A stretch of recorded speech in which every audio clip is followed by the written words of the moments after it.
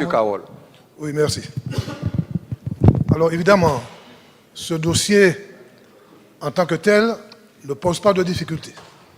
C'est même un plus dans les interventions des SAD.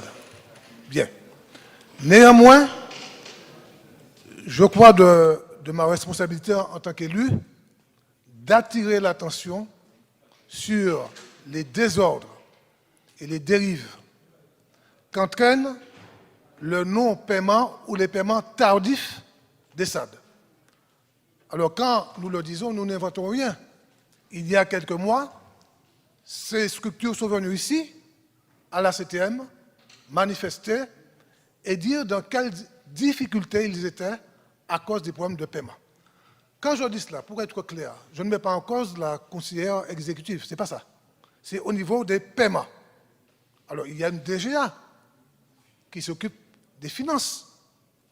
Alors, comment elle fonctionne? Comment elle prend en considération les paiements?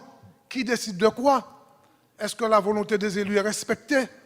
Ou bien est-ce que ce DGA se croit au-dessus de tout? Donc, il y a un certain nombre de questions à se poser. La réalité aujourd'hui,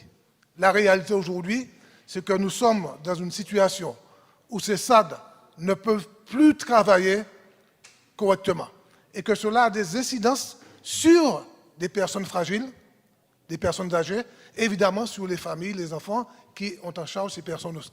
Donc je crois qu'il y a là une priorité en matière de paiement des SAD pour éviter ce à quoi nous avons assisté le week-end dernier sur les réseaux sociaux.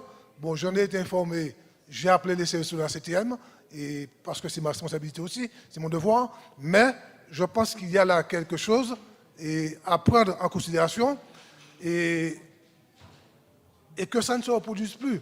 Alors quand je dis ça, j'insiste, quand il faut mettre en cause une conseillère exécutive, je le fais. Mais là, ce n'est pas ça le problème aujourd'hui. La question, c'est la question des paiements qui posent des difficultés aux services d'aide aux personnes. Voilà ce que je tenais à dire. Et je pense qu'il ne faut pas minorer ça. Parce que nous sommes dans un contexte global où tout le monde se plaint de difficultés de paiement. Mais les associations du secteur social aussi. Mais elles sont plus fragiles que les autres. Parce que ça a immédiatement une incidence sur les personnes.